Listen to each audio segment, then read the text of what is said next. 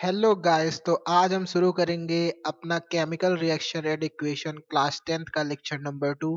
पहले लेक्चर में हमने ब्रीफली सीखा था कि केमिकल रिएक्शंस होते क्या हैं हमारे, और उनके कंपाउंड्स के नाम कैसे लिखे जाते हैं।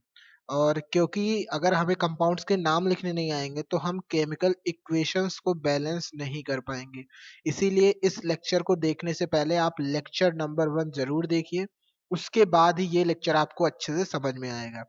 तो फिर अब ये एक सम पॉइंट्स हैं जो मैं आपको इस लेक्चर में बताना चाहता हूँ। The following observations help us to determine whether a chemical reaction has taken place. मतलब ये जो चार तुम्हारे पॉइंट है, अगर ये ऑब्जर्वेशन तुमने किसी प्रोसेस में देखी है तो तुम कह सकते हो, ये तुम्हारी मदद करते हैं। मतलब तुम कह सकते हो कि ये जो प्रोसेस हो रहा है वो एक केमिकल प्रोसेस है। मतलब अगर तुमने कोई रिएक्शन ऐसे की जिसमें चेंज इन स्टेट हो रहा है, मतलब कोई ऐसी प्रोसेस हुई जिसमें तुम्हारा जो रिएक्टेंट था वो तुम्हारा सॉलिड में था और जो तुम्हारा प्रोडक्ट था वो गैस में था। मतलब जो तुम्हारी रिएक्टेंट की है वो स्टेट है वो अलग है, और जो तुम्हारी प्रोडक्ट की स्टेट है वो अलग है। मतलब तुमने दो चीजों को रिएक्ट कराया और बाद में जो तुम्हारा प्रोडक्ट बना वो मान लो गैस में बन गया, और जो तुम्हारा रिएक्टेंट था वो सॉलिड में था। तो इसका मतलब यहाँ जो हुआ, रिएक्टेंट से प्रोडक्ट में कन्वर्जन में स्टेट चेंज हुआ। तो तुम एक तरह से कह सकते हो कि हो सकता है ये रिएक्शन हमारी केमिकल रिएक्शन हो। फिर उसके बाद चेंज इन कलर। मान लो तुमने जो कंपाउंड शुरू में लिया था रिएक्टेंट वो मान लो रेड कलर का था, और बाद में जब तुमने रिएक्शन कराया तो हो सकता है तुम्हारा प्रोडक्ट ब्लू कलर में निकल जाए। तो ये भी एक वे है जो हमें मतलब एक हेल्प करेगा कि ये जो प्रोसेस है वो एक क्या है, केमिकल प्रोसेस है। फिर तीसरा क्या है, इवोल्यूशन ऑफ अ गैस। मतलब मान लो तुमने कोई प्रोसेस कराई और उसमें जो तुम्हारा प्रोडक्ट है उसमें कोई गैस निकल रही है, जैसे N2 निकल रही है, हाइड्रोजन निकल रही है। मतलब कोई गैस अगर इवॉल्व हो रही है उस प्रोसेस में तो तुम ये भी कह सकते हो कि ये जो हमारी प्रोसेस है हो सकता है ये केमिकल रिएक्शन हो। मतलब ये एक केमिकल प्रोसेस हो। उसके बाद चेंज इन टेम्परेचर। मतलब तुमने जो रिएक्शन कराया उसमें अचानक से टेम्परेचर आ गया, मतलब उसमें हीट आ गई, मतलब कोई एनर्जी आ गई। तो मतलब जैसे तुमने रिएक्शन कराया और तुम्हारे प्रोडक्ट में कोई एनर्जी आ गई, मतलब प्रोडक्ट के साथ कोई एनर्जी इवॉल्व हुई, मतलब कोई एनर्जी निकली। तो तुम वो भी कह सकते हो कि जो हमारा प्रोसेस है वो एक केमिकल प्रोसेस है। जैसे चेंज इन टेम्परेचर का मैं तुम्हें एक एग्जांपल दिखाता हूँ। जब हम कैल्शियम ऑक्साइड सी ए ओ कैल्शियम ऑक्साइड जिसको हम चूना कहते हैं, जब इसका रिएक्शन तुम वाटर के साथ कराते हो तो क्या होता है, तुम्हारा क्या बनता है, कैल्शियम हाइड्रोक्साइड CaOH का होल ट्वाइस प्लस क्या निकलती है, हीट निकलती है। क्या निकलती है, हीट। अब जब हीट निकलेगी तो टेम्परेचर तो चेंज होगा ही होगा। इसका मतलब ये जो रिएक्शन है ये तुम्हारा क्या है, केमिकल प्रोसेस है। तुम्हें कैसे ये हेल्प कर रहा है, तुमने देखा टेम्परेचर चेंज हो रहा है प्रोसेस में। पहले जब रिएक्टेंट हमने लिया था तो टेम्परेचर कुछ और था, जब दोनों को मिला दिया तो उसके साथ कैल्शियम हाइड्रोक्साइड बन रहा है और क्या हो रहा है, हीट निकल रहा है। इसको हम ऑब्जर्व कैसे करेंगे, जैसे तुमने एक बीकर ले लिया। क्या ले लिया, तुमने एक बीकर ले लिया। अब बीकर में तुमने क्या किया, कैल्शियम ऑक्साइड जो कि चूना होता है उसको वाटर से मिक्स कर दिया। ये तुमने लिया कैल्शियम ऑक्साइड और चूना, ये क्या हो गया तुम्हारा, CaO+H2O। तुमने ये मिक्स कर दिया। जब तुमने ये मिक्स कर दिया तो तुमने कुछ देर बाद ऑब्जर्व किया कि ये तुम्हारा कैल्शियम हाइड्रोक्साइड का सॉल्यूशन बन रहा है, और उसके साथ तुमने जब बीकर को टच किया, क्या किया, जब तुमने बीकर को टच किया तो तुम्हें महसूस हुआ कि जो बीकर है तुम्हारा वो गर्म हो गया है। पहले बीकर ठंडा था जब तुमने इन दोनों को मिलाया था तुरंत, और अब जब रिएक्शन हो चुकी तब तुम उस बीकर को छू रहे हो तो तुम्हें हीट मतलब गर्म फील हो रहा है। इसका मतलब ये जो रिएक्शन प्रोसेस है इसमें क्या होता है, तुम्हारे इस प्रोसेस में हीट इवॉल्व हुई है। समझ में आया। तो ये जो चार ऑब्जर्वेशन है ये तुम्हारी हेल्प करते हैं कि वेदर ये जो प्रोसेस है वो केमिकल प्रोसेस है और फिजिकल प्रोसेस है। क्योंकि फिजिकल प्रोसेस में ये सब नहीं होते हैं, ये सब ऑब्जर्वेशन आपको फिजिकल प्रोसेस में नहीं मिलते हैं। ये सब ऑब्जर्वेशन आपको केमिकल प्रोसेस में मिलते हैं। समझ में आया। जैसे अगर आपको बुखार होता है, खांसी आती है, ठंडी आती है, तो डॉक्टर आपको देख के कहता है आपको मलेरिया का लक्षण है। वो कैसे कहा कि आपको मलेरिया है? उसने आपके सिम्पटम्स, आपके लक्षण को देखा, उसने ऑब्जर्व किया कि आपको बुखार है, आपको ठंडी लग रही है, इसी कारण उसने सोचा कि ये मलेरिया है।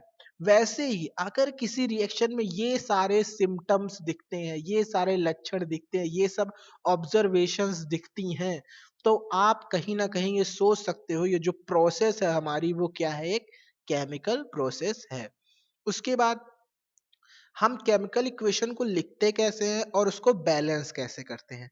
पहली बात मैं यहाँ एक चीज क्लियर कर देना चाहता हूँ, एक होता है केमिकल इक्वेशन और एक होता है केमिकल रिएक्शन। इन दोनों में डिफरेंस क्या है? बहुत छोटा सा डिफरेंस है, केमिकल इक्वेशन और केमिकल रिएक्शन में बहुत छोटा सा डिफरेंस है। और वो डिफरेंस क्या है? जो केमिकल तुम्हारा रिएक्शन होता है वो क्या वर्ड के फॉर्म में लिखा रहता है, जैसे ये जो मैंने लिखा है magnesium plus oxygen converted into magnesium oxide, ये क्या है तुम्हारा? ये तुम्हारा एक केमिकल रिएक्शन है। लेकिन अगर मैं इसी को ऐसे लिख दूं, Mg plus O2 converted into MgO, अगर मैं इसको ऐसे लिख दूं सिंबल्स के फॉर्म में, तो ये क्या हो जाएगा? ये एक हो जाएगा केमिकल इक्वेशन। क्या हो जाएगा ये? Chemical equation. मतलब अगर हमसे कोई कहे केमिकल इक्वेशन की डिफिनीशन बताओगे, बताओ, तो तुम क्या कहोगे? The symbolic representation, the symbolic representation of chemical reaction is known as chemical equation. मतलब जो हमारा केमिकल रिएक्शन है उसी को हमने सिंबल्स के फॉर्म में लिख दिया, उसका सिंबॉलिक रिप्रेजेंटेशन कर दिया, तो वो क्या हो गया? हमारा केमिकल इक्वेशन हो गया। अब यहाँ मैं तुमसे कुछ चीज बताना चाहता हूँ। देखो, ये हमारा केमिकल रिएक्शन है, वो सॉरी केमिकल इक्वेशन है, और इसके नीचे ये क्या है? ये हमारा केमिकल रिएक्शन है। फिर देखो, केमिकल इक्वेशन के दो पार्ट होते हैं, ये Mg और O2, इसको क्या कहते हैं? रिएक्टेंट्स। और जो एरो, जिस तरफ एरो दिख रहा है, मतलब ये जो MgO है उसको क्या कहते हैं? प्रोडक्ट। मतलब इसकी दो साइड्स होती है, एक होती है LHS और एक होती है RHS। मतलब लेफ्ट हैंड साइड में तुम्हारे रिएक्टेंट्स होते हैं और एरो बना के ये जो राइट हैंड साइड में क्या होता है? तुम्हारा प्रोडक्ट होता है। समझ में आ रहा है? ये एरो तुम्हें क्या दिखा रहा है? कि इन दोनों रिएक्टेंट्स को हमने मिलाया और हमारा एरो क्या दिखा रहा है? कि ये प्रोडक्ट बन रहा है। अब देखो, ये तो हो गई कुछ केमिकल इक्वेशन के बारे में बातें। अब इसमें एक बात और है कि कभी कभार हमें रिएक्शंस में एनर्जी की जरूरत पड़ती है। जैसे हम किसी कंपाउंड को हीट कर रहे हैं या उसमें इलेक्ट्रिसिटी से हम उसका क्या होता है, इलेक्ट्रोलिटिक रिफाइनिंग या कुछ भी कर रहे हैं, या फिर हम उसमें क्या होता है, प्रेशर लगा रहे हैं, एक्सटर्नल प्रेशर लगा रहे हैं, या फिर हम उसमें कोई कैटलिस्ट लगा रहे हैं उस केमिकल इक्वेशन में, मतलब उस प्रोसेस में, केमिकल प्रोसेस में हम कोई कैटलिस्ट यूज कर रहे हैं, तो उन सबको हम इस एरो के ऊपर लिखते हैं। किसके ऊपर? ये जो एरो बना है इस एरो के। मान लो अगर इसी रिएक्शन में मुझे कुछ क्या होता है, मुझे कुछ एक्सटर्नल प्रेशर लगाना होता। मान लो मुझे इसी रिएक्शन को कराने के लिए मुझे कुछ एक्सटर्नल प्रेशर लगाना होता, मान लो 3 atm, मतलब 3 एटमॉस्फेरिक प्रेशर लगाना होता, तो मैं यहाँ लिख देता एरो के ऊपर कि ये 3 atm। तो उससे ये सिग्निफाई हो जाएगा कि इस प्रोसेस में 3 atm प्रेशर लगाया गया है। या फिर मान लो अगर कोई इसमें टेम्परेचर स्पेसिफाइड होता तो उसको भी आप यहाँ लिख सकते हो। तो अगर हमारा कोई रिएजेंट हुआ या फिर हमारा कोई कैटलिस्ट हुआ या फिर कोई प्रेशर या टेम्परेचर के टर्म्स आएंगे जो हमें यूज करने रहेंगे केमिकल प्रोसेस में, तो हम इस एरो के ऊपर उसको लिखते हैं। समझ में आया? तो अभी तक हमने केमिकल इक्वेशन में क्या सीखा? केमिकल इक्वेशन में ये सीखा कि जो हमारा केमिकल इक्वेशन होता है उसमें दो साइड्स होती हैं, एक साइड LHS, एक साइड RHS। LHS में हमारे रिएक्टेंट्स होते हैं, RHS में हमारे प्रोडक्ट होते हैं। एक एरो होता है, अगर हमें रिएक्शन में कोई कंडीशन दी गई है तो हम उस एरो के ऊपर वो कंडीशन लिख देते हैं। कंडीशन जैसे प्रेशर हो गया तुम्हारा, कंडीशन जैसे तुम्हारा कैटलिस्ट हो गया, कंडीशन जैसे तुम्हारा टेम्परेचर हो गया, ये सब हम उस एरो के ऊपर लिख सकते हैं। उसके बाद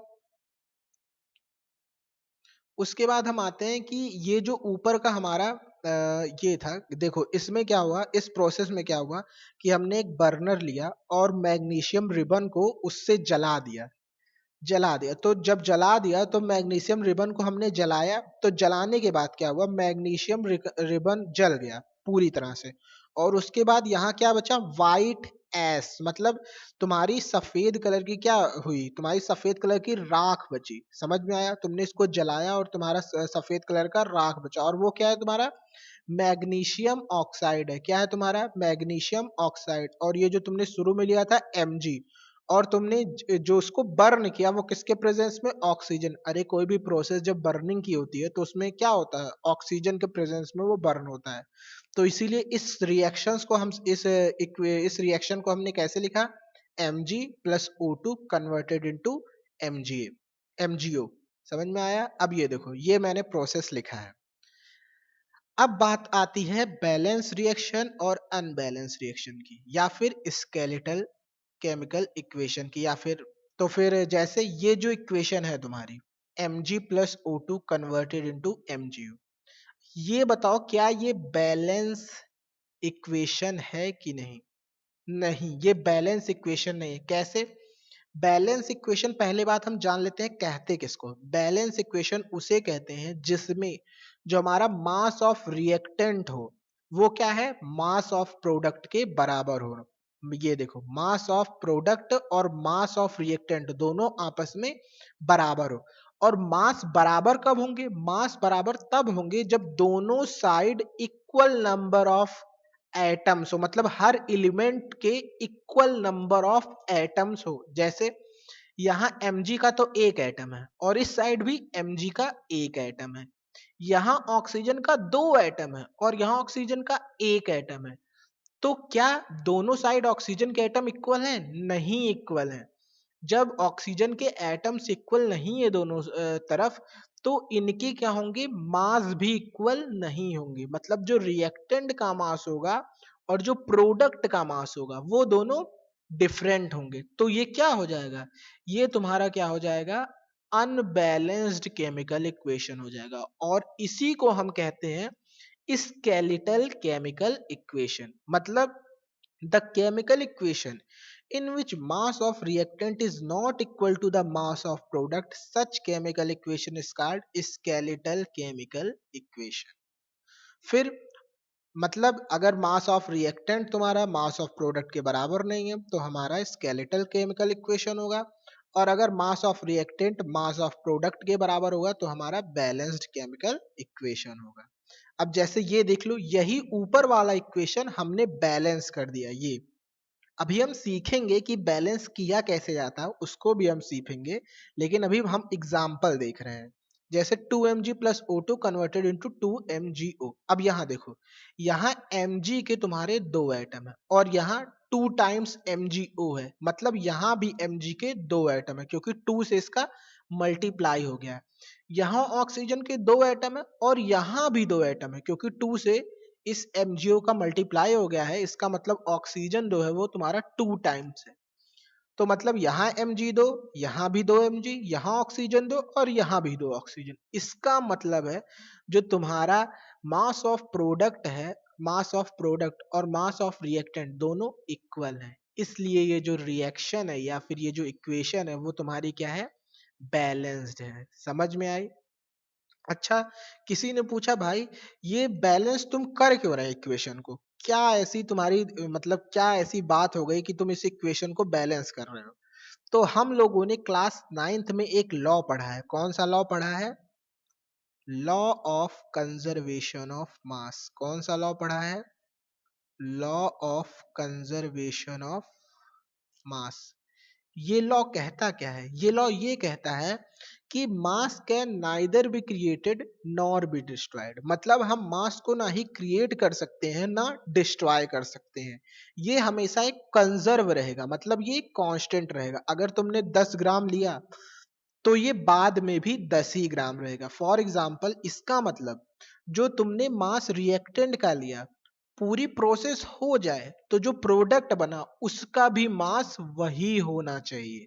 इसका मतलब मास ऑफ रिएक्टेंट और मास ऑफ प्रोडक्ट बराबर कब होंगे, जब नंबर ऑफ एलिमेंट्स तुम्हारे सेम होंगे। मतलब number of atoms her element के नंबर ऑफ एटम्स तुम्हारे जो एलएचएस में है उतने ही तुम्हारे आरएचएस में हो, तभी जाके कंजर्वेशन ऑफ मास फॉलो होगा। समझ में आया? तो इसीलिए हम इस इक्वेशन को बैलेंस करते हैं, क्योंकि law of conservation of mass हमें कहता है कि हम मास को ना क्रिएट कर सकते हैं ना डिस्ट्रॉय कर सकते हैं। मास जो होता है वो हमारा कंजर्व रहता है। मतलब सपोज अगर तुमने ये Mg+O2 का जो मास शुरू में था, वही मास तुम्हारा प्रोडक्ट MgO का भी होना चाहिए। ये हमें क्या कहता है? Law of conservation of mass. इसीलिए हम इस इक्वेशंस को बैलेंस करते हैं, ताकि दोनों तरफ जो हमारे मास है वो इक्वल हो जाए। मतलब mass of reactant equal to mass of product हो जाए। समझ में आया? ये आपके एनसीईआरटी का एक क्वेश्चन है, what is a balance chemical equation, why should chemical equation be balanced. पूछ रहा है बैलेंस केमिकल इक्वेशन होता क्या है और हम इसको बैलेंस करते क्यों हैं। तो तुम डायरेक्ट बोल दो, बैलेंस केमिकल इक्वेशन वो इक्वेशन होता है जिसमें मास ऑफ रिएक्टेंट और मास ऑफ प्रोडक्ट बराबर होते हैं। और हम केमिकल इक्वेशन इसलिए बैलेंस करते हैं क्योंकि जो हमारे केमिकल इक्वेशन है उसको हमें law of conservation of mass को फॉलो कराना है। मतलब उस प्रोसेस जो हमारा केमिकल प्रोसेस है वो law of conservation of mass follow करना चाहिए। समझ में आया? इसीलिए हम जो हमारे केमिकल इक्वेशन है उनको बैलेंस करते हैं। उसके बाद अब हम यहाँ सीखेंगे काउंटिंग ऑफ एटम्स। ये सीख क्यों रहे हैं हम इसलिए सीख रहे हैं क्योंकि अभी हमको इक्वेशंस बैलेंस करने हैं, तो इसको बिना सीखे हम बैलेंस नहीं कर पाएंगे। तो चलो मैं तुम्हें सिखाता हूँ। जैसे एग्जाम्पल, मैं तुमसे कह दिया NaCl है। मैं तुमसे कह दिया कि इसमें Na के कितने एटम हैं, तुम कहोगे Na का एक एटम है। ठीक है, मैं तुमसे कह दूं Cl का कितना एटम है, तुम कहोगे एक एटम है। समझ में आया? ये तो तुम देख के ही बता सकते हो, Na का एक एटम, Cl का एक एटम। ठीक है, फिर मैं तुमसे पूछा CaSO4, ये क्या है? Calcium sulphate. अच्छा, ये नाम लिखा कैसे जाता है कैल्शियम सल्फेट, हमको कैसे पता चलेगा ये ऐसे ही लिखा जाता है? इसके लिए आपको लेक्चर 1 देखना पड़ेगा। उसमें मैंने पूरी तरह से डिफाइन किया है कि हम इसका नॉमेनक्लेचर कैसे करते हैं, कैसे लिखते हैं। तो आप इसको जरूर सीख लीजिए, क्योंकि अभी जब आप इक्वेशंस को बैलेंस करेंगे, अगर आपको उनकी नेमिंग नहीं आएगी करनी, तो फिर आप बैलेंस ही नहीं कर पाएंगे। इसीलिए आप लोग इसको, इस लेक्चर को देखने से पहले लेक्चर 1 जरूर देख लीजिए। ये हमारा है कैल्शियम सल्फेट। अब मैं तुमसे यहाँ पूछूं कैल्शियम के कितने एटम, तुम क्लियरली देख के कह दोगे कैल्शियम का एक एटम। सल्फर का कितना एटम, सल्फर का एक एटम। ऑक्सीजन का कितना एटम, तुम कहोगे ऑक्सीजन का कितना, चार एटम। समझ में आया? ऑक्सीजन का कितना एटम, चार एटम। फिर मैंने तुमसे कह दिया कैल्शियम हाइड्रोक्साइड, CaOH का होल ट्वाइस, कैल्शियम हाइड्रोक्साइड। मैंने पूछा कैल्शियम का कितना एटम, तुम कहोगे एक एटम। मैं कहूंगा ऑक्सीजन का कितना एटम, तुम कहोगे ऑक्सीजन के दो एटम है। कैसे? क्योंकि ये होल ट्वाइस लगा है, मतलब ये जो टू है वो केवल H के लिए नहीं, O के लिए भी है, क्योंकि O और H दोनों एक साथ ब्रैकेट में है। तो ऑक्सीजन का कितना एटम, टू। और हाइड्रोजन का कितना एटम, टू। समझ में आया? अब फिर मैं तुमसे पूछता हूँ एल्युमिनियम सल्फेट, Al2SO4 का होल थ्राइस। एल्युमिनियम सल्फेट में सबका नंबर बताओ। एल्युमिनियम के कितने एटम है, दो, क्योंकि Al के नीचे 2 लिखा है, तो मतलब एल्युमिनियम के कितने एटम है, दो। सल्फर के कितने एटम है, अब ये देखो तो जो 3 है वो पूरे ब्रैकेट के लिए है, तो मतलब जो सल्फर के कितने एटम होंगे, 3 होंगे। ऑक्सीजन के कितने एटम है, ये O4 है, तो 4 का तुम 3 से मल्टीप्लाई करा दोगे, मतलब ऑक्सीजन के तुम्हारे 12 एटम है। समझ में आया? समझ में आया? तुम कहोगे इस 3 का तो इस एल्यूमिनियम के 2 से मल्टीप्लाई क्यों नहीं कराया, क्योंकि ये ब्रैकेट के अंदर नहीं है। समझ में आया? ये जो ब्रैकेट के अंदर है उसी के लिए केवल 3 है। समझ में आया? इसीलिए 2 से इसका मल्टीप्लाई नहीं कराएंगे। Al2 है, एल्यूमिनियम का 2 एटम, सल्फर का 3 एटम, ऑक्सीजन का 4 3 12 एटम। समझ में आया? अभी ये इंपॉर्टेंट है, ये सब सीखो क्योंकि बैलेंसिंग में हमें इसको जरूरत पड़ेगी। फिर मैं तुमसे पूछूं कि इन चारों में सबसे ज्यादा एटम किसके पास है, तो तुम क्या करोगे, प्लस कर दोगे। इसके पास 2 एटम, इसके पास 6 एटम, इसके पास 5 एटम्स, इसके पास 12 3 15 टू 17 एटम। अगर मैं तुमसे कहूं इन चारों में सबसे ज्यादा एटम्स किसके पास है, तुम कहोगे सबसे ज्यादा एटम एल्यूमिनियम सल्फेट के पास है। समझ में आया? अब देखो, अब मैं तुम्हें एक नया कॉन्सेप्ट बताता हूं कि अगर तुम्हारा कोई कंपाउंड है, उसको तुमने किसी कॉफिशिएंट से मल्टीप्लाई करा दिया, तो तुम्हारा वो जो जिस नंबर से तुम मल्टीप्लाई करा रहे हो वो सब में मल्टीप्लाई हो जाएगा। मतलब अब मैं अगर तुमसे पूछूं Na के कितने एटम हैं, तो 2 1 जा 2 एटम हो जाएंगे। मतलब पहले Na के 1 एटम थे, लेकिन अब जब तुमने इसको 2 से मल्टीप्लाई करा दिया, मतलब कॉफिशिएंट 2 से इसको मल्टीप्लाई करा दिया, तो Na के अब कितने एटम हो गए, 2। और Cl के भी कितने हो जाएंगे, 2। मतलब ये जो 2 है वो पूरे कंपाउंड से मल्टीप्लाई हो जाएगा। वैसे ही कैल्शियम सल्फेट में अगर मैं तुमसे कह दूं 3CaSO4, तो तुम्हारे कैल्शियम के कितने एटम हो जाएंगे, 3। क्योंकि कैल्शियम का 1 एटम था पहले, अब उसको 3 से मल्टीप्लाई करा दिए, 3 एटम। सल्फर के कितने हो जाएंगे, पहले देखो 1 था, अब उसको 3 से मल्टीप्लाई कर देंगे, 3। ऑक्सीजन का कितना, पहले 4 था, अब उसको 3 से मल्टीप्लाई कराएंगे, 4 3 जा 12। समझ में आ रहा है? मतलब ये जो कॉफिशिएंट है, जो ये वैल्यू है 3, इसका तुमने सब में मल्टीप्लाई करा दिया। अभी इसका हम क्या होता है, इसकी हम सारी वैल्यू सीखेंगे, ये सब क्यों इंपॉर्टेंट है। अब जैसे कैल्शियम हाइड्रोक्साइड है, इसका मैंने 4 टाइम्स कर दिया। अब मैं तुमसे पूछ रहा हूँ कैल्शियम का कितने एटम है, तुम कहोगे 4 एटम है। मैं कहूंगा ऑक्सीजन के कितने एटम है, तो तुम यहां से देख रहे हो ऑक्सीजन का 2 से मल्टीप्लाई हुआ, मतलब ऑक्सीजन के 2 एटम हुए। और फिर इस 2 एटम का 4 से मल्टीप्लाई होगा, मतलब ऑक्सीजन कितने हुए, 8 एटम हुए। वैसे ही हाइड्रोजन का पहले 2 से मल्टीप्लाई हुआ, 2 एटम हुए, मतलब हाइड्रोजन के 2 एटम हुए। फिर उसका 4 से मल्टीप्लाई हुआ, मतलब 8 एटम हुए हाइड्रोजन के। समझ में आ रहा है? फिर वैसे ही अब मैं Al2SO4 का लिख दूं 3 टाइम्स ऑफ Al2SO4 का होल थ्राइस। मैं तुमसे पूछूं एल्यूमिनियम के कितने एटम हुए, अब देखो एल्यूमिनियम के पहले 2 थे, अब 3 2 जा 6। एल्यूमिनियम के कितने एटम हो जाएंगे, 6।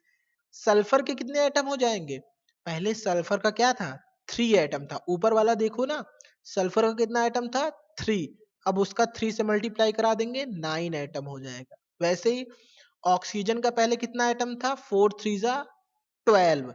अब 3 से मल्टीप्लाई कराएंगे तो 12 3 जा 36 एटम हो जाएंगे। समझ में आया? ये सब बहुत इंपॉर्टेंट कॉन्सेप्ट है। अभी मैं तो अब तुम्हें इसको पूरा समझ में आ गया होगा कि हम कैसे नंबर ऑफ एटम्स गिनते हैं। फिर अब मैं इसमें थोड़ा तुम्हें कुछ कॉन्सेप्ट बताना चाहता हूं। जैसे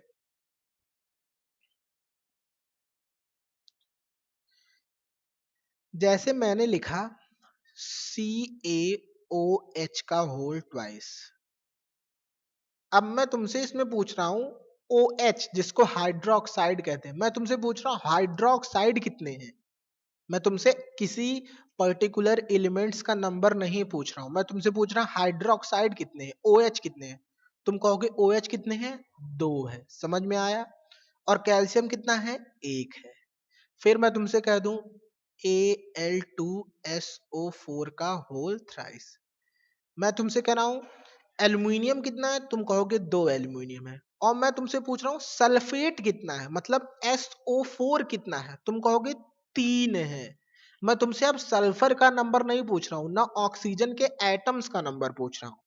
अब मैं तुमसे ये जो पूरा ब्रेकेट है उसके बारे में पूछ रहा हूँ। मैं कह रहा हूँ ये जो सल्फेट है, ये जो सल्फेट SO4 है वो कितने हैं। तुम देख रहे हो SO4 का होल थ्राइस है, वो क्या है, 3 है। समझ में आया? अब मान लो मैं इसी के सामने ऐसे लिख दूं 3Al2SO4 का होल थ्राइस। अब मैं तुमसे पूछूं एल्यूमिनियम कितने हैं, तो 3 2 जा 6। एल्यूमिनियम कितने हैं तुम्हारे, 6 है। सल्फेट कितने हैं, मैं ना सल्फर के बारे में पूछ रहा हूँ ना ऑक्सीजन के, मैं पूरे सल्फेट के बारे में पूछ रहा हूँ, मतलब पूरे SO4 के बारे में पूछ रहा हूँ। तो 3SO4 थे पहले, अब इसका 3 से मल्टीप्लाई हो गया तो 3 3 जा 9, मतलब अब SO4 के कितने, हमारे कितने SO4 है, 9 SO4 है, मतलब हमारे 9 सल्फेट है। समझ में आया? अभी मैं इसको बताऊंगा कि इसको कैसे बैलेंस किया जाता है, इसीलिए मैं तुम्हें बता रहा हूँ कि सल्फेट इसमें कितने हैं, 9 है, 3 3 जा 9। ना मैं सल्फर के बारे में पूछ रहा हूँ ना ऑक्सीजन को, मैं पूरे सल्फेट के बारे में पूछ रहा हूँ। इसीलिए तुमने डायरेक्ट सल्फेट कितने हैं 3, और तुम्हारा 3 कॉफिशिएंट से मल्टीप्लाई हो गया है तो 3 3 जा 9 सल्फेट हो गए। ये क्लियर हो गया? अब चलो, अब हम देखते हैं कि इक्वेशंस को, केमिकल इक्वेशंस को बैलेंस कैसे करते हैं। अब ये तुम्हारे एनसीईआरटी का क्वेश्चन है। पहली बात, मैं तुम्हें एक रूल बताता हूं, जब भी केमिकल इक्वेशंस आप बैलेंस करेंगे तो सबसे पहले आप उस कंपाउंड को पकड़ेंगे या उस मॉलिक्यूल को पकड़ेंगे जिसके पास सबसे ज्यादा नंबर ऑफ एटम्स हो। क्या हो? सबसे ज्यादा नंबर ऑफ एटम्स। अब ये गिनेंगे कैसे? अभी मैंने तुम्हें शुरू में सिखाया है कि नंबर ऑफ एटम्स कैसे गिने जाते हैं। जैसे ये देखो, कैल्शियम का एक एटम था, और इसमें देखो ये मैंने हाइड्रोक्साइड का लिखा है, समझ में आया? ये हाइड्रोक्साइड का दो वो लिखा है कि यहाँ दो हाइड्रोक्साइड है, यहाँ मैंने एटम के बारे में नहीं लिखा है। एटम के बारे में ये लिखेंगे, CaOH का होल ट्वाइस। कैल्शियम का कितना एटम? एक। ऑक्सीजन का कितना? दो। हाइड्रोजन का कितना? दो। मतलब टोटल एटम कितने हो गए?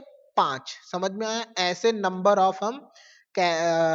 ऑफ एटम्स कैलकुलेट करते हैं। ये तो मैंने ये यहाँ तुम्हें ये सिखाया है कि ये एक ये कैल्शियम है, और हाइड्रोक्साइड कितने हैं? दो। मैंने यहाँ तुम्हें नंबर ऑफ एटम्स नहीं सिखाए हैं। नंबर ऑफ एटम्स ये होता है जब तुम हर एक एलिमेंट का नंबर लिखो, ऑक्सीजन कितना, हाइड्रोजन कितना, कैल्शियम कितना है। समझ में आया? तो ऐसे तो इसमें टोटल कितने हमारे एटम्स हुए? 2 + 2 + 1, मतलब हमारे कितने एटम हुए? 5 एटम हुए। समझ में आया? ऐसे हम इसको क्या करते हैं? काउंट करते हैं। तो हमारा सबसे पहले रूल क्या है? Firstly we take that element we take that compound which have large number of atom।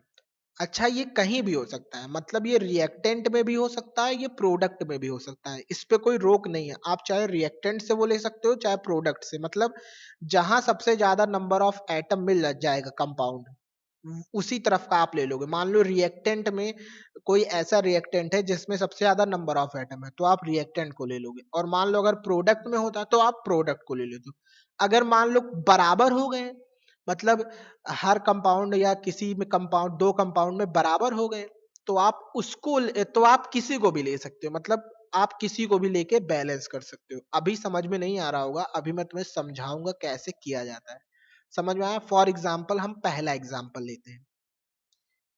क्या कह रहा है? हाइड्रोजन मतलब H2। यहाँ हाइड्रोजन का मतलब H नहीं है, हाइड्रोजन ये क्या है? तुम्हारा मॉलिक्यूल है H2। क्लोरीन मतलब Cl2। H2 + Cl2 converted into hydrogen chloride HCl। अब मैं तुमसे पूछूं हाइड्रोजन के कितने एटम है? दो।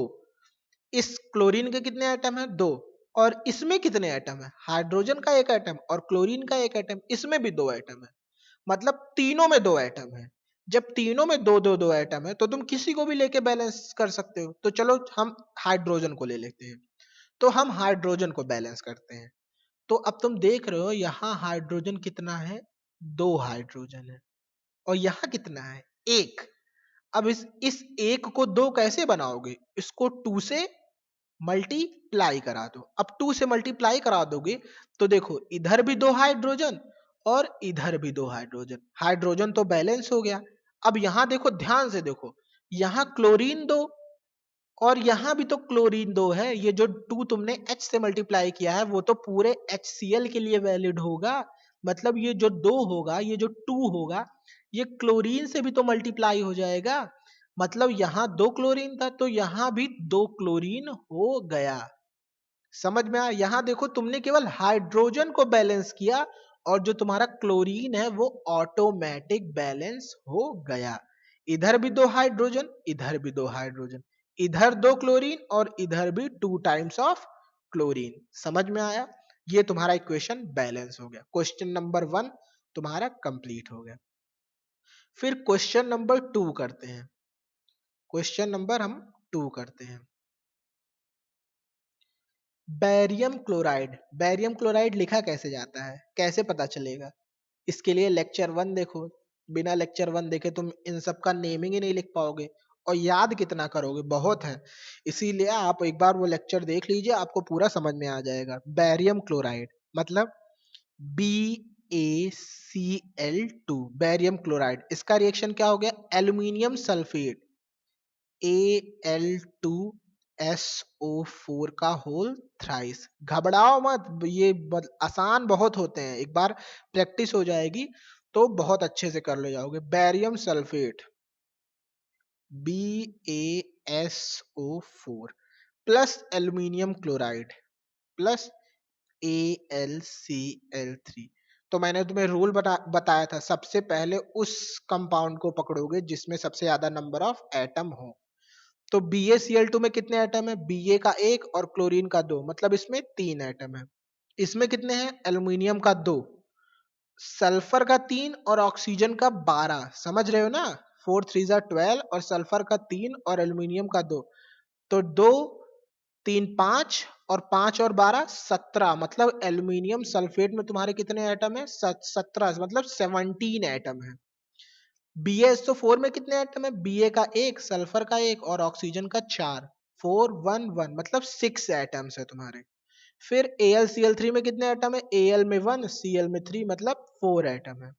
तो सबसे ज्यादा एटम किस में है? एल्यूमिनियम सल्फेट में। सबसे ज्यादा एटम किस में है? एल्यूमिनियम सल्फेट में। तो हम स्टार्ट कहां से करेंगे? एल्यूमिनियम सल्फेट से स्टार्ट करेंगे। अब मैं तुम्हें यहाँ एक ट्रिक बताता हूँ। जब भी तुम स्टार्ट करो किसी को बैलेंस करना, जैसे मैंने यहाँ एल्युमिनियम सल्फेट से स्टार्ट किया, तो सबसे पहले उसको बैलेंस करो जिसका नंबर सबसे ज्यादा हो। अब देखो यहाँ SO4 का होल थ्राइस है, यहाँ SO4 तुम्हारा 3 टाइम्स है और एल्युमिनियम तुम्हारा कितना है? 2 टाइम्स है। तो इसका मतलब तुम पहले किसको बैलेंस करोगे? SO4 को बैलेंस करोगे। किसको बैलेंस करोगे? SO4 को। तुमने इसको पकड़ा, अब तुमने देखा कि SO4 यहाँ 3 है और यहाँ SO4 कितना है? 1 है। समझ में आया? यहाँ SO4 कितना है? 3 है। यहाँ SO4 कितना है? 1 है। तो फिर इसको तुम 3 से मल्टीप्लाई करा दो। अब इस तरफ कितने SO4 हो गए? 3 SO4 हो गए और इस तरफ भी तुम्हारा 3 SO4 हो गया। लेकिन SO4 को बैलेंस करने के चक्कर में तुम्हारा देखो ये Ba अनबैलेंस हो गया। तुम्हारा Ba कितना हो गया? 3 हो गया और इस तरफ Ba कितना है? 1। तो इसको 3 से मल्टीप्लाई करा दो। अब देखो तुम्हारा 3Ba इधर भी और 3Ba इधर भी। लेकिन अब ध्यान से देखो, बैरियम को बैलेंस कराने के चक्कर में तुमने क्लोरीन को, तो क्लोरीन का भी 3 से मल्टीप्लाई हो गया। तो मतलब क्लोरीन यहाँ कितना हो गया? 3 2 जा 6, यहाँ 6 क्लोरीन और यहाँ कितना? 3 क्लोरीन। तो इसको 2 से मल्टीप्लाई करा दो, 2 3 जा 6। समझ में आया? अब तुम क्लोरीन को बैलेंस कराने के चक्कर में तुमने एल्यूमिनियम से भी इसका मल्टीप्लाई करा दिया, तो यहाँ 2 एल्यूमिनियम और यहाँ भी 2 एल्यूमिनियम, मतलब एल्यूमिनियम अपने आप बैलेंस हो गया। समझ में आया?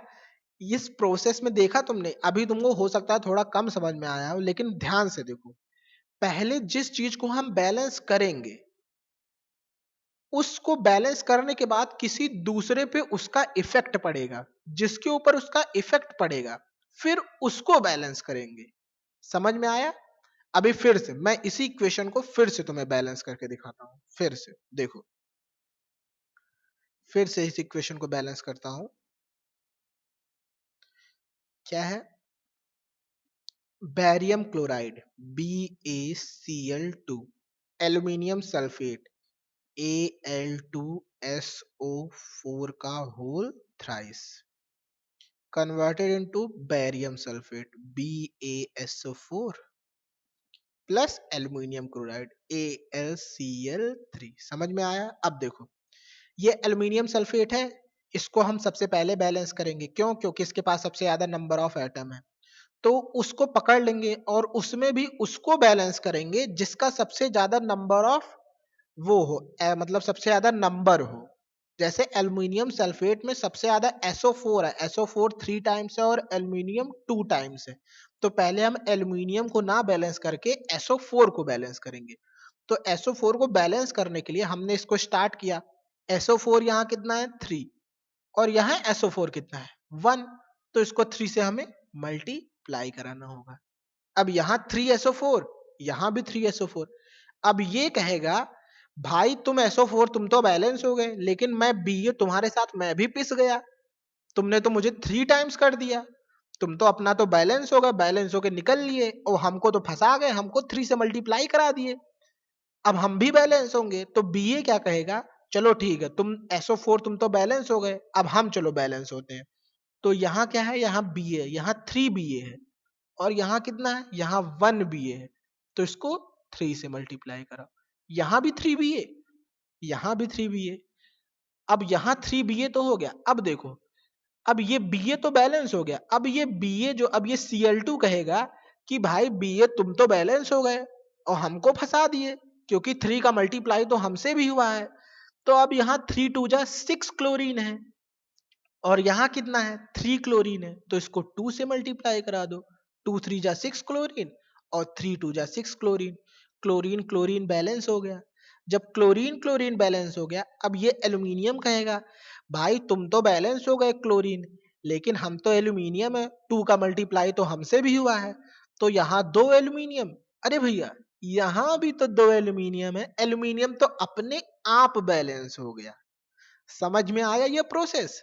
मतलब एक को बैलेंस करने के चक्कर में हम दूसरे को अनबैलेंस करते हैं, फिर उसको बैलेंस कर के चक्कर में हम तीसरे को अनबैलेंस करते हैं, फिर ऐसे करते करते हमारी पूरी इक्वेशन बैलेंस हो जाती है। समझ में आया? ये तुम्हारा क्या होता है? बैलेंस हो गया इक्वेशन। अब तुम्हें चेक करना है क्या ये बैलेंस है, तो एक एक पकड़ो। यहाँ Ba 3 है, इस तरफ भी Ba 3 है। यहाँ क्लोरीन 3 2 जा 6 है, इस तरफ भी क्लोरीन 2 3 जा 6 है। यहाँ एल्यूमिनियम 2 है, यहाँ एल्यूमिनियम 2 है, यहाँ SO4 3 है, यहाँ भी SO4 3 है। बस तुम्हारा बैलेंस हो गया। ऐसे ही बैलेंस हम करते हैं, और सबसे पहले उस कंपाउंड को पकड़ते हैं जिसमें सबसे ज्यादा नंबर ऑफ एटम हो, और जिसमें सबसे ज्यादा नंबर ऑफ एटम है उसमें भी उसको पकड़ते हैं जिसके पास सबसे ज्यादा नंबर हो। जैसे यहाँ SO4 को हमने एक साथ पकड़ लिया। समझ में आया? SO4 यहाँ 3 टाइम्स था और यहाँ एल्यूमिनियम 2 टाइम्स था, इसीलिए हमने पहले एल्यूमिनियम को नहीं बैलेंस किया, पहले सल्फेट को पूरा एक साथ बैलेंस कर दिया। समझ में आया? फिर अब ऐसे ही हम थर्ड क्वेश्चन करते हैं। चलो थर्ड क्वेश्चन देख लेते हैं। बहुत सरल है, एक बार तुम्हें आ गया ना। चलो थर्ड देख लेते हैं। Sodium plus water, sodium Na plus water, water क्या है तुम्हारा? H2O converted into sodium hydroxide NaOH plus hydrogen plus H2। अब इसको बैलेंस कराएं। यहाँ देखो, यहाँ एक एटम, यहाँ 2 और 1, यहाँ 3 एटम, यहाँ भी NaO और H, यहाँ भी 3 एटम और यहाँ 2 एटम। मतलब इसके पास भी 3 एटम, इसके पास भी 3 एटम, दोनों के पास 3 3 है, और इसके पास 1 है और इसके पास 2 है। तो जब दो लोग के पास 3 3 है तो तुम किसी से भी स्टार्ट कर सकते हो, चाहे NaOH से स्टार्ट करो चाहे H2O से स्टार्ट करो। चलो H2O से स्टार्ट करते हैं हम। तो H2O के पास 3 एटम है तो H2O से स्टार्ट करते हैं। अब देखो H2O में भी कौन ज्यादा है? H ज्यादा है कि O ज्यादा है? H ज्यादा है। H 2 है और ऑक्सीजन 1 है। तो सबसे पहले उसको बैलेंस करते हैं जिसका नंबर ज्यादा हो। तो सबसे पहले हम हाइड्रोजन को बैलेंस करेंगे। तो यहाँ हाइड्रोजन 2 है, और यहाँ यहाँ भी तो हाइड्रोजन 2 और एक 3 है, यहाँ कितने हाइड्रोजन है? 3 है, और यहाँ कितने हैं? 2 है। तो इसको बैलेंस कैसे करेंगे? बताओ कैसे बैलेंस करेंगे? Na plus H2 converted into NaOH plus H2। मैंने इसको पकड़ा, हाइड्रोजन इसमें सबसे ज्यादा, तो अब हमने ठान लिया पहले किसको बैलेंस करेंगे? हाइड्रोजन को बैलेंस करेंगे। यहाँ 2 हाइड्रोजन है और यहाँ 3 हाइड्रोजन है, तो कैसे होगा? अब मैं तुम्हें एक रूल बता देता हूँ। जब भी तुम्हें किसी चीज को बैलेंस कर रहे हो और उसमें ऑड नंबर आ जा रहे हैं, जैसे यहाँ हाइड्रोजन 2 है और यहाँ हाइड्रोजन 3 है, तो उस हाइड्रोजन को तुम 4 बना लो। क्या कर लो? 4 कर लो, और फिर उसके बाद यहाँ 2 से मल्टीप्लाई करा दो। समझ में आया? जैसे यहाँ 2 हाइड्रोजन है, यहाँ 2 हाइड्रोजन और 1 हाइड्रोजन, 3 हाइड्रोजन हो गए। इसको अगर तुम सोचो, इसको अगर मैं 2 से मल्टीप्लाई करा दूं, तो यहाँ 2 हाइड्रोजन और 2 हाइड्रोजन, 4 हाइड्रोजन हो गए। यहाँ 2 हाइड्रोजन था, इसको भी मैंने 2 से मल्टीप्लाई करा दिया, 4 हाइड्रोजन इधर भी हो गए, 4 हाइड्रोजन इधर भी हो गए। समझ में आया? क्या किया मैंने? इस तरफ 2 हाइड्रोजन थे, इस तरफ 3 हाइड्रोजन थे, तो दोनों तरफ क्या कर लिए? 4-4 हाइड्रोजन कर लिए। इसको 2 से मल्टीप्लाई करा दिया, इस हाइड्रोजन को भी 2 से मल्टीप्लाई करा दिया, तो 2 हाइड्रोजन यहाँ से, 2 हाइड्रोजन यहाँ से, 4 इधर हो गए और 4 इधर हो गए। फिर अब हाइड्रोजन तो बैलेंस हो गया, हाइड्रोजन तो तुम्हारा बैलेंस हो गया। अब ऑक्सीजन देखो, 2 ऑक्सीजन इधर, 2 ऑक्सीजन, ऑक्सीजन पे तो कोई फर्क ही नहीं पड़ा। लेकिन ध्यान से देखो, तुमने 2 इसमें मल्टीप्लाई कराया, तो यहाँ 4 हाइड्रोजन हो गए। तो यहाँ 2 था और यहाँ 1 हाइड्रोजन था, फिर तुमने इसको 2 से मल्टीप्लाई कराया, तो यहाँ भी 4 हाइड्रोजन हो गए। अब ध्यान से देखो, जब तुमने इसको 2 से मल्टीप्लाई कराया, तो हाइड्रोजन तो बैलेंस हो गया दोनों तरफ। क्या ऑक्सीजन बैलेंस है? ऑक्सीजन यहाँ 2 है, यहाँ भी ऑक्सीजन 2 है। हाँ, ऑक्सीजन तो बैलेंस है। क्या सोडियम बैलेंस है? सोडियम यहाँ 2 है, यहाँ कितना सोडियम है? 1 सोडियम है, तो इसको भी तुम 2 से मल्टीप्लाई करा दो, बस तुम्हारा पूरा इक्वेशन बैलेंस हो गया। समझ में आया? मतलब तुम एक को बैलेंस कराने के चक्कर में दूसरे को अनबैलेंस कर रहे हो, और दूसरे को फिर बैलेंस कराने के चक्कर में तीसरे को अनबैलेंस कर रहे हो। ऐसे करते करते तुम पूरी इक्वेशन को बैलेंस कर ले जाओगे। इसको समझ में आया? चलो एक बार फिर से कर लेते हैं इस क्वेश्चन को। क्या है हमारा? सोडियम का रिएक्शन वाटर के साथ हुआ, क्या बना? Sodium hydroxide NaOH plus hydrogen H2 बना। अब सबसे ज्यादा नंबर ऑफ एटम H2O और NaOH, मतलब 3-3 बराबर है, तो चलो H2O से स्टार्ट करते हैं। H2O से स्टार्ट करते हैं, तो अब H2O में भी उससे स्टार्ट करेंगे जिसके सबसे ज्यादा नंबर ऑफ एटम होंगे, मतलब हाइड्रोजन के। हाइड्रोजन के 2 एटम है और इस तरफ हाइड्रोजन के 3 एटम है, तो इस 3 को 4 बनाओ और इस 2 को 4 बनाओ, तो इसको 2 से मल्टीप्लाई करा दिया, इसको 2 से मल्टीप्लाई करा दिया, 2 दूनी 4, मतलब 2 2 4 हाइड्रोजन इधर और 4 हाइड्रोजन, 2 हाइड्रोजन यहाँ से और 2 हाइड्रोजन यहाँ से, 4 हाइड्रोजन इधर भी हो गए। हाइड्रोजन बैलेंस हो गए। हाइड्रोजन बैलेंस हो जाए तो क्या ऑक्सीजन बैलेंस है? 2 ऑक्सीजन यहाँ, 2 ऑक्सीजन, हाँ ऑक्सीजन तो बैलेंस है। क्या ना सोडियम बैलेंस है? 2 Na यहाँ, यहाँ Na 1 है, तो इसको 2 से मल्टीप्लाई करा दो, 2 Na। अब तुम्हारा पूरा इक्वेशन क्या है? बैलेंस हो गया। कैसे चेक करोगे? Na 2, यहाँ भी Na 2, यहाँ हाइड्रोजन 4, यहाँ भी 4 हाइड्रोजन, यहाँ ऑक्सीजन 2, यहाँ भी 2 ऑक्सीजन, खत्म, तुम्हारा इक्वेशन बैलेंस हो गया। तीनों क्वेश्चन हमारे सॉल्व हो गए। उसके बाद कुछ क्वेश्चन और हम देखते हैं। अब ये देखो, इसको अब बैलेंस करते हैं। क्वेश्चन नंबर ए, क्या लिखा है? हाइड्रोजन गैस तुम्हारा नाइट्रोजन के साथ कंबाइन होके अमोनिया बनाता है। पहले ये जो वर्ड के फॉर्म में है, पहले तो तुम्हें इसको इक्वेशन में बदलना पड़ेगा। कैसे? हाइड्रोजन H2 और ये कंबाइन किससे होता है? नाइट्रोजन से, N2 बनाता क्या है? अमोनिया, मतलब NH3। क्या बनाता है? अमोनिया। हाइड्रोजन नाइट्रोजन के साथ कंबाइन होकर अमोनिया बनाता है। सबसे ज्यादा नंबर ऑफ एटम किसमें है? हाइड्रोजन के पास 2 है, नाइट्रोजन के पास 2 है, और NH3 में कितने एटम है? इसमें 4 एटम है। इसमें 4 एटम है, तो मतलब स्टार्ट हम इससे करेंगे। अब इसको हमने पकड़ लिया। अब पकड़ लिया तो इसमें बैलेंस सबसे पहले किसको करेंगे? पहले हाइड्रोजन को बैलेंस करेंगे। क्यों? क्योंकि NH3 में भी सबसे ज्यादा नंबर ऑफ एटम हाइड्रोजन के पास है। हाइड्रोजन के 3 एटम है और नाइट्रोजन के 1 एटम है। तो हम स्टार्ट किससे करेंगे? हाइड्रोजन से। अब देखो यहाँ हाइड्रोजन 3 है और यहाँ हाइड्रोजन कितना है? 2 है। यहाँ हाइड्रोजन 3 है, यहाँ हाइड्रोजन 2 है। तो अब तुम सोचो किससे मल्टीप्लाई कराएं कि दोनों तरफ हाइड्रोजन बराबर हो जाए। यहाँ 3 हाइड्रोजन, यहाँ 2 हाइड्रोजन। अगर हम इसको 2 से मल्टीप्लाई करा दें तो 2 3 जा 6 हाइड्रोजन, और इसको 3 से मल्टीप्लाई करा दें तो 3 2 जा 6 हाइड्रोजन। समझ में आ रहा है ना? मतलब यहाँ 3 हाइड्रोजन है और यहाँ 2 हाइड्रोजन था, तो बैलेंस करने के लिए इसको 3 से मल्टीप्लाई करा दिया, इसको 2 से मल्टीप्लाई किया। 2 3 जा 6 हाइड्रोजन, 3 2 जा 6 हाइड्रोजन। अच्छा, तो इस बैलेंसिंग में क्या नाइट्रोजन बैलेंस हुआ? नाइट्रोजन यहाँ 2 हो गया। अरे यहाँ भी तो नाइट्रोजन 2 हो गया, मतलब नाइट्रोजन तुम्हारा ऑटोमेटिकली ऑटोमेटिकली बैलेंस हो गया। समझ में आया? ऑटोमेटिकली बैलेंस हो गया। तुमने केवल हाइड्रोजन को बैलेंस किया और नाइट्रोजन तुम्हारा अपने आप बैलेंस हो गया। तुम्हारा क्वेश्चन नंबर 1 कंप्लीट हो गया। फिर तुम्हारा बी कह रहा hydrogen sulphide gas burn in air to give water and sulphur dioxide. Hydrogen sulphide का फॉर्मूला लिखना आता है? H2S। H2S का रिएक्शन किससे हो रहा है? Burn in air. अगर कहीं भी बर्न इन एयर आए इसका मतलब इसका रिएक्शन O2 के साथ हो रहा है।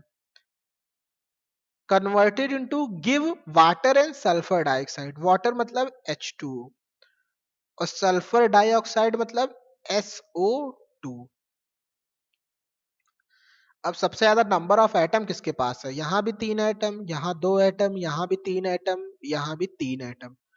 तो 3 एटम 3 लोग के पास है, तो किसी से भी तुम स्टार्ट कर सकते हो। चलो स्टार्ट करते हैं SO2 से। आपकी तो SO2 से भी स्टार्ट करेंगे तो SO2 में सबसे ज्यादा ऑक्सीजन है कि सल्फर? ऑक्सीजन। ऑक्सीजन के 2 एटम है, सल्फर के 2। तो SO2 में भी सबसे पहले ऑक्सीजन को बैलेंस करेंगे। अब ऑक्सीजन को बैलेंस करते हैं तो यहाँ इस रिएक्टेंट में ऑक्सीजन कितने हैं? 2 और 1 3 है, और इधर कितने हैं? 2 है। इधर 2 है और इधर 3 है, तो बराबर कैसे करें? इस 3 वाले को क्या करें? इधर 2 है और इधर 1, 3 है ऑक्सीजन और इधर 2 ऑक्सीजन है। अब तुम सोचो अगर मैं इसको 2 से मल्टीप्लाई करा दूं तो यहाँ 4 ऑक्सीजन हो जाएंगे, और इसको मैं 2 से मल्टीप्लाई करा दूं तो यहाँ ऑक्सीजन 2 और यहाँ ऑक्सीजन 2, 2 2 4 और इधर भी 4। समझ में आया कैसे मैं कर रहा हूं? इसमें थोड़ा दिमाग लगाना है, क्योंकि इसमें थोड़ा दिमाग लगाना पड़ेगा आपको। बिना दिमाग लगाए आप इसको नहीं बैलेंस कर पाएंगे। क्या मैंने किया? ऑक्सीजन यहाँ कितना था? SO2 में सबसे ज्यादा O था, तो O को बैलेंस करेंगे। O को बैलेंस करने के लिए रिएक्टेंट में हम O देखेंगे और प्रोडक्ट में O देखेंगे। तो रिएक्टेंट में कितने ऑक्सीजन के एटम थे? 1 ऑक्सीजन का एटम ये था और 2, मतलब ये 3 एटम थे। और प्रोडक्ट में कितने एटम थे? केवल 2 एटम थे। तो अब हम इसमें 2 से अगर मल्टीप्लाई करा दिए तो इधर कितने हो गए? 4 एटम हो गए ऑक्सीजन के। और इसको हम 2 से मल्टीप्लाई कर दिए तो यहाँ भी कितने ऑक्सीजन के? 4 एटम हो गए। अब ऑक्सीजन को बैलेंस कराने के चक्कर में ये हाइड्रोजन अनबैलेंस हो गया क्या? चलो देखते हैं। 2 2 जा 4। रिएक्टेंट में हाइड्रोजन 4 है, और सॉरी प्रोडक्ट में हाइड्रोजन 4 है, तो रिएक्टेंट में भी 4 होने चाहिए, लेकिन यहाँ तो 2 ही है। तो इसको 2 से मल्टीप्लाई करा दो। अब तुमने इसको 2 से मल्टीप्लाई तो करा दिया, लेकिन अब सल्फर कहेगा भाई तुम तो बैलेंस हो गए हाइड्रोजन, लेकिन हम तो अनबैलेंस हो गए।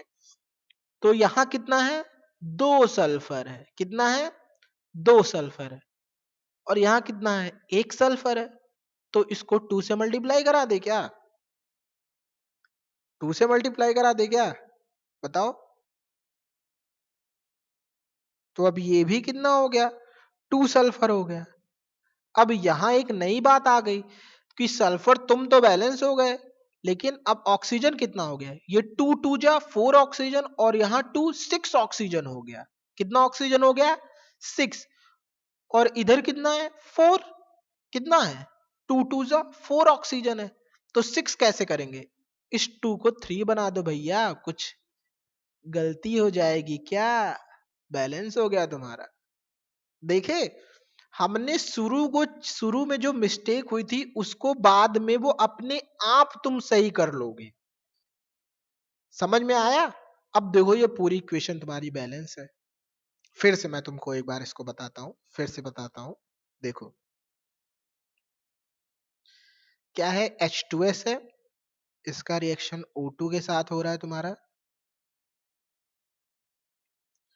Converted into H2O plus SO2।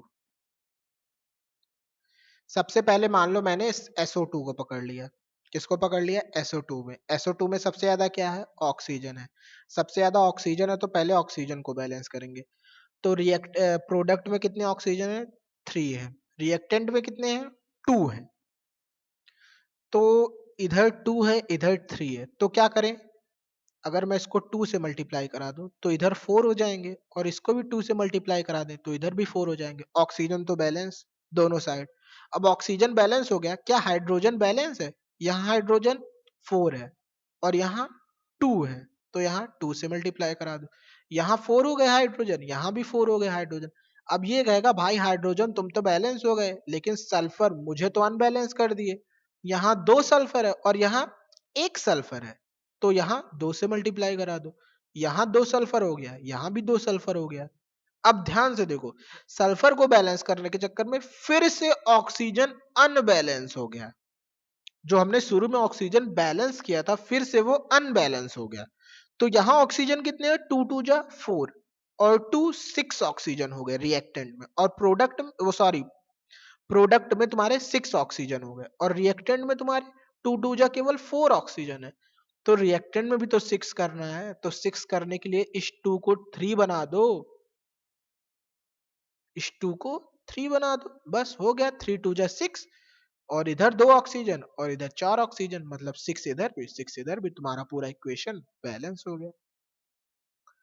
समझ में आया? ये तुम्हारा बी कंप्लीट हो गया। अब फिर हम सी देखते हैं।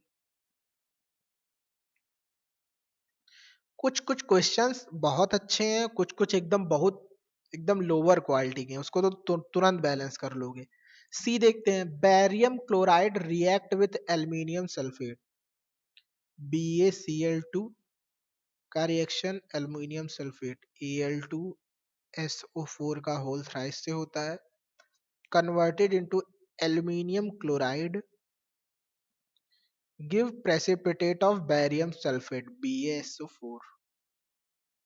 चलो बैलेंस करते हैं। मैंने कहा था स्टार्ट उससे करेंगे जिसके पास सबसे ज्यादा नंबर ऑफ एटम है, सबसे ज्यादा इसी के पास दिख ही रहे हैं ऑब्वियसली, तो सब इसी से स्टार्ट करते हैं। और इसमें से भी उससे स्टार्ट करेंगे जिसके पास सबसे ज्यादा नंबर ऑफ एटम्स हो। तो SO4 देखो 3 टाइम्स है और एल्यूमिनियम 2 टाइम्स है, तो SO4 को सबसे पहले बैलेंस करते हैं। यहाँ SO4 कितना है? 3 है। यहाँ SO4 कितना है? 1 है। इसको 3 से मल्टीप्लाई करा दो। 3SO4 इधर भी, यहाँ भी 3SO4 हो गया। अब SO4 को बैलेंस कराने के चक्कर में Ba तुम्हारा यहाँ कितना हो गया? 3 हो गया, 3Ba, और इधर कितना है? 1Ba, तो इसको 3 से मल्टीप्लाई करा दो। अब Ba भी बैलेंस हो गया। अब Ba को बैलेंस कराने के चक्कर में 3 2 जा 6 क्लोरीन इधर हो गया, और इधर इतना किधर इधर कितना क्लोरीन है? 3, इसको 2 से मल्टीप्लाई करा दो। 2 3 जा 6 क्लोरीन इधर भी, 3 2 जा 6 क्लोरीन इधर भी। एल्यूमिनियम कितना है? 2, इधर भी एल्यूमिनियम 2। एल्यूमिनियम को बैलेंस ही नहीं करना पड़ा, एल्यूमिनियम अपने आप बैलेंस हो गया। समझ में आया? बस तुम्हारी इक्वेशन बैलेंस हो गई फटाक से। ऐसे चुटकियों में तुम इसको प्रैक्टिस करोगे, फटाफट तुम बैलेंस करते चले जाओगे। क्वेश्चन नंबर 4 ले लेते हैं, डी। कह रहा है potassium metal react with water. के, पोटेशियम का रिएक्शन वाटर के साथ होता है to give potassium hydroxide and hydrogen gas. Potassium hydroxide मतलब KOH, एंड हाइड्रोजन गैस मतलब H2।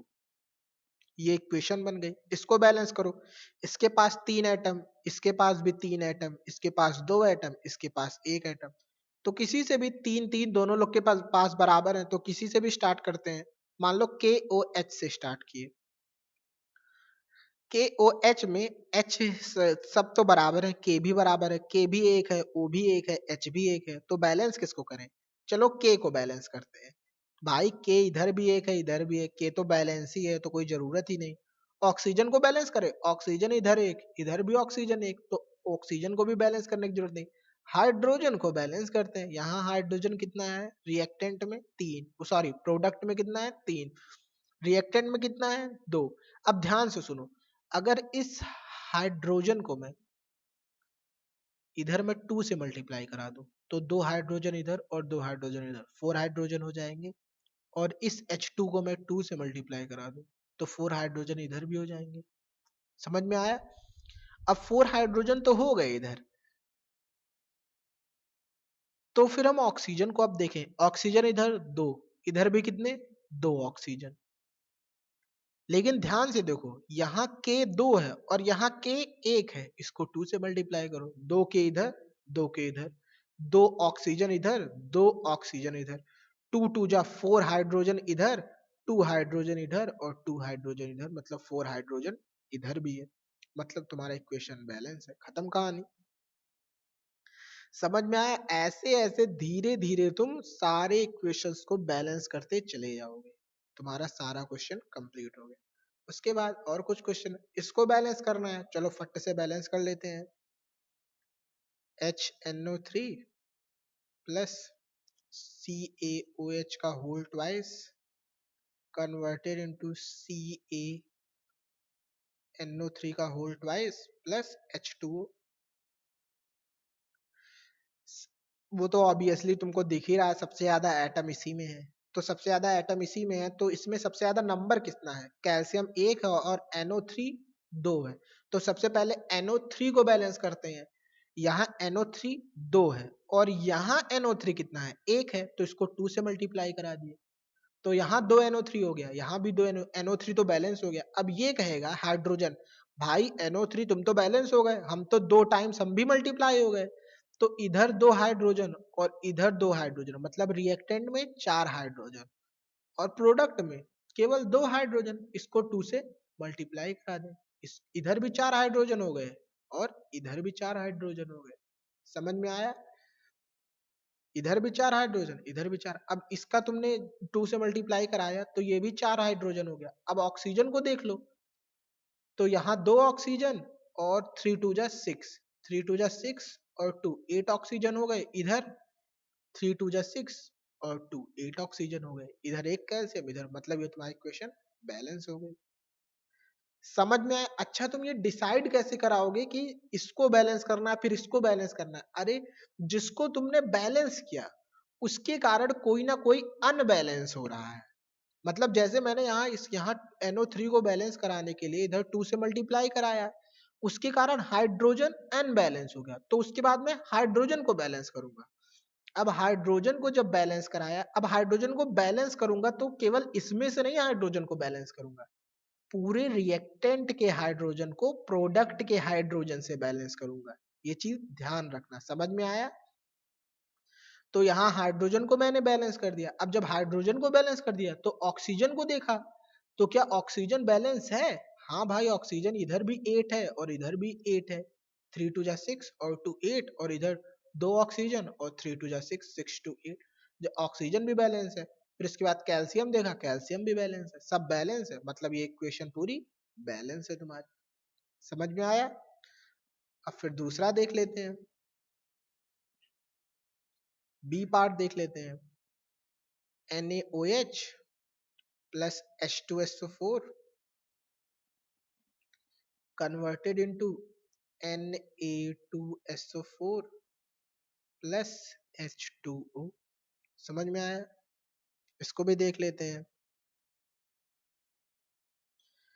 सबसे ज्यादा एटम किसके पास? शायद इसी के पास है, 4 2 6 1 7, इधर 4 2 6 1 7, मतलब इन दोनों के पास बराबर है, तो किसी से भी आप स्टार्ट कर सकते हो। चलो Na2SO4 से स्टार्ट करते हैं। अब Na2SO4 में सोडियम तुम्हारा 2 है और SO4 तुम्हारा 1 है। मैं पूरा मतलब एक साथ लेके कर रहा हूँ। कई तुम हो सकता है कि ऑक्सीजन को मतलब अलग से लेके बैलेंस करो, वो भी एक ट्रिक हो सकती है। अब देखो Na2SO4 में से अगर हम सोचो कि SO4 को बैलेंस करें, SO4 यहाँ भी एक है और यहाँ भी SO4 एक है, मतलब अब वो ऑलरेडी बैलेंस है, तो हम Na को बैलेंस करेंगे। Na कितना है 2, यहाँ कितना Na है 1, तो इसको 2 से मल्टीप्लाई करा देंगे। समझ में आया? किससे मल्टीप्लाई करा दिया? 2 से। अब यहाँ 2Na हो गया। अब 2 से मल्टीप्लाई कराने की वजह से ऑक्सीजन अनबैलेंस हो गया, हाइड्रोजन भी अनबैलेंस हो सकता है। तो गिनते हैं, ऑक्सीजन इधर कितना है 2 ऑक्सीजन इधर और 4, मतलब 6 ऑक्सीजन इधर है, और इधर कितना है, इधर तो 4 और 1 5 ऑक्सीजन है, इधर 6 ऑक्सीजन इधर 5 ऑक्सीजन। तो बैलेंस करने के लिए इसको 2 से मल्टीप्लाई करा दो। अब देख लो, यहाँ 4 ऑक्सीजन और 2 6 ऑक्सीजन, यहाँ 4 ऑक्सीजन और 2 6 ऑक्सीजन, ऑक्सीजन बैलेंस हो गया। अब इधर से हाइड्रोजन देख लेते हैं, यहाँ 2 हाइड्रोजन और 2 4 हाइड्रोजन हो गए, और यहाँ 2 2 जा 4 हाइड्रोजन हो गए। तुम्हारी इक्वेशन बैलेंस हो गई। समझ में आया? मतलब एक को पकड़ो और उसको बैलेंस करो, दूसरा अपने आप बैलेंस हो जाएगा, ऐसा होता है इसमें। समझ में आया? फिर अब सी पार्ट देख लेते हैं। इसमें तुम्हें थोड़ा सा अपने आप से भी दिमाग लगाना पड़ता है। समझ में आया? NaCl plus AgNO3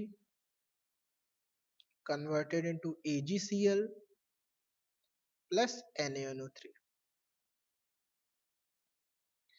अब ध्यान से देखो तुम, Na यहाँ एक, यहाँ भी Na एक, Cl यहाँ एक, Cl यहाँ भी एक, Ag यहाँ एक, Ag यहाँ भी एक, NO3 यहाँ एक, NO3 यहाँ भी एक। अरे भाई ये तो तुम बैलेंस इक्वेशन ही दे दिए, और ये तो पहले से ही बैलेंस है भैया। समझ में आया? इसीलिए एनसीईआरटी भी तुम्हें पागल बना रहा है। क्या बना रहा है? तुम्हें पागल बना रहा है। ये तो खुद ही बैलेंस इक्वेशन तुम्हें दे दिया और फिर कह रहा है बैलेंस करो। तुम ध्यान से देखो, ये इक्वेशन पहले से ही बैलेंस है।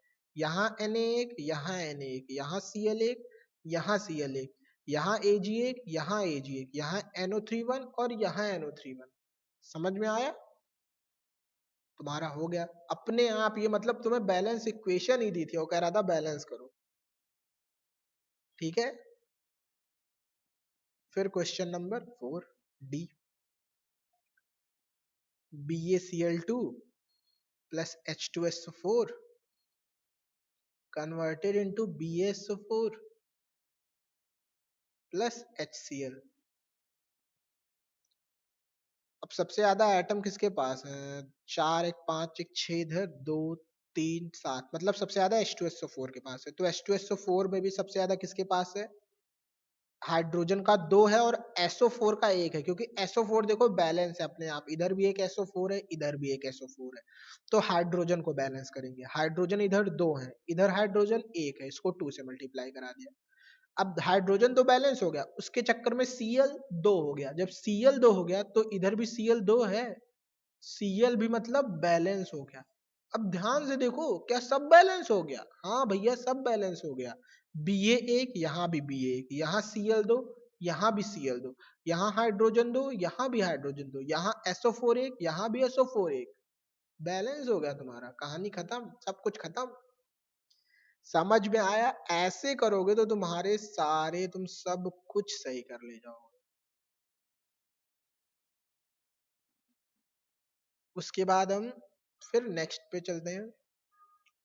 ये मैं आपको होमवर्क देता हूँ, HW, आप इसको खुद से ट्राई करिएगा, इसको खुद से ट्राई करिएगा, और जो मैंने आपको पढ़ाया वैसे करिएगा। वो बच्चों वाले रूल से करेंगे जो टेबल ओबल बनाते हैं ऐसे ऐसे करके, तो आपका बहुत टाइम कंज्यूम होगा और उसमें आपकी सोचने की क्षमता भी कम होगी। तो जैसे मैं बता रहा हूँ आप थोड़ा दिमाग लगाइए और वैसे करिए, तो आपकी प्रैक्टिस भी अच्छी होगी, आप सेकंडों में इक्वेशंस को बैलेंस कर लेंगे। समझ में आया? उसके बाद ये मैं करा देता हूँ। अब देखो इसमें, देखो जब भी तुम कोई इक्वेशन लिखते हो तो इसमें जनरली हम उसके फिजिकल स्टेट को नहीं लिखते। फिजिकल स्टेट मतलब जो हमारा रिएक्टेंट है या प्रोडक्ट है वो सॉलिड है या लिक्विड है या एक्वस है। लेकिन अगर तुमसे क्वेश्चन में कहा है कि बैलेंस इक्वेशन लिखो विथ स्टेट सिंबल, मतलब तुम्हें उसके फिजिकल स्टेट को भी दिखानी है कि जो तुम्हारा रिएक्टेंट है उसकी स्टेट क्या है, जो तुम्हारा प्रोडक्ट है उसकी स्टेट क्या है। तो तुम्हें उसकी स्टेट भी उसके साथ डिनोट करनी पड़ेगी, और तुम्हें इक्वेशंस को भी बैलेंस करना पड़ेगा, जैसे ये इक्वेशन कह रहा है। फिर यहाँ कुछ रूल्स हैं। अगर किसी सॉल्यूशन है, मतलब कोई कंपाउंड है और उसका सॉल्यूशन वाटर से बनाया जाता है, तो उस कंपाउंड का जो स्टेट होगा वो क्या होगा, एक्वस होगा। जैसे मैंने कोई कंपाउंड लिया, उसको वाटर में डिसॉल्व कर दिया, तो वो उसका स्टेट क्या होगा, एक्वस होगा। फिर अगर कोई प्रेसिपिटेट है, प्रेसिपिटेट जनरली क्या होता है, ये एक जब हम रिएक्शन कराते हैं तो एक इनसॉल्यूबल सब्सटेंस, मतलब ये सॉल्यूबल नहीं होता, एक इनसॉल्यूबल सब्सटेंस बन जाता है, सॉलिड, सॉलिड कलर मतलब सॉलिड वो रहता है, तो उसी को हम प्रेसिपिटेट कहते हैं। तो प्रेसिपिटेट अगर कहीं बन रहा है तो उसके सामने हम सॉलिड, उसका फिजिकल स्टेट क्या होगा, सॉलिड, और उसको लिखेंगे ऐसे। अगर हमारा वाटर है, कहीं हमारा रिएक्शन में वाटर आ रहा है, तो उसको हम क्या लिखेंगे, लिक्विड, मतलब एल लिखेंगे, और एक्वस को तुम ए क्यू लिखोगे। समझ में आया? अभी मैं इसको करा रहा हूं, अभी देखना कैसे। जैसे क्वेश्चन नंबर 1 क्या हो जाएगा हमारा, तो हमारा हो जाएगा barium chloride BaCl2, sodium sulphate Na2SO4 converted into insoluble barium sulfate BaSO4 and solution of sodium chloride NaCl। समझ में आया? अब जो तुम्हारा BaCl2 है वो क्या है, वाटर में सॉल्यूशन है, तो ये तुम्हारा एक्वस हो जाएगा। Na2SO4 भी जो तुम्हारा क्या है, वाटर में सॉल्यूशन है, तो ये तुम्हारा एक्वस हो जाएगा। जो तुम्हारा BaSO4 है, बेरियम सल्फेट, ये इनसॉल्यूबल है। प्रेसिपिटेट जो होता है वो इनसॉल्यूबल होता है, और इनसॉल्यूबल को हम सॉलिड से लिखते हैं, तो ये तुम्हारा सॉलिड हो जाएगा।